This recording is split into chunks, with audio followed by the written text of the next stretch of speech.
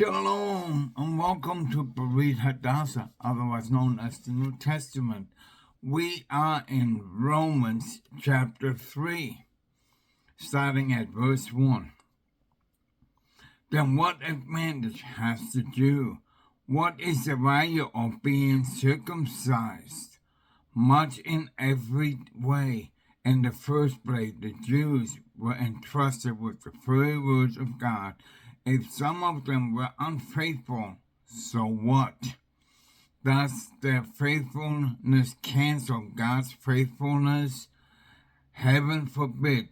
God would be true even if everyone were a liar, as the Tanakh says, so that you, God, may be proved right in your words and win the verdict when you are put on trial. Now, if your unrighteousness highlights God's righteousness, what should we say? That God is unrighteous to inflate his anger on us? I'm speaking here the way people commonly do. Heaven forbid, else how could God touch the world? But you say, if through my lie God's truth is enhanced and brings him greater glory, why am I still judged merely for being a sinner? Indeed, why not say, as some people slander us by claiming we do say, let us do evil so that good may come of it. Against them the judgment is a just one. So, are we Jews better off? Not entirely, for I have already made the charge that all people, Jews and Gentiles alike, are controlled by sin. As the Tanakh puts it, there is no one righteous, not even one. No one understands. No one seeks God. All have turned away and at the same time become useless. There is no one who shows kindness, not a single one. Their throats are open graves. They use their tongue to deceive. Vipers, venom is under their lips.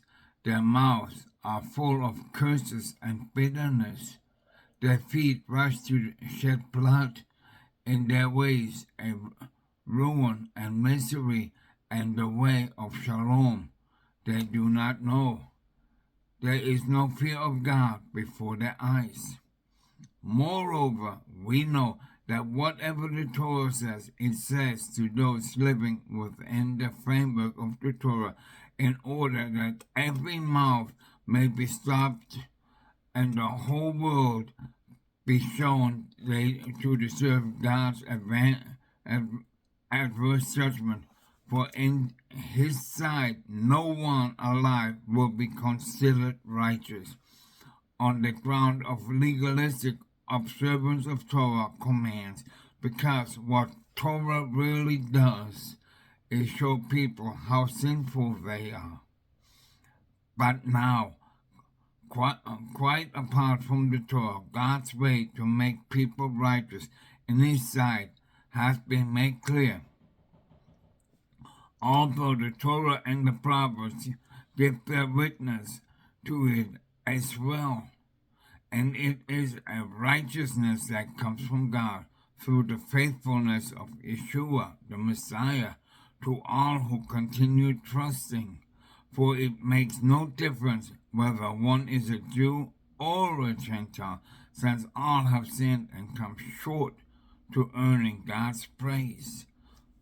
By God's praise without earning it, all are guaranteed the status of being considered righteous before him through the acts redeemed us from our enslavement to sin that was accomplished by the Messiah Yeshua.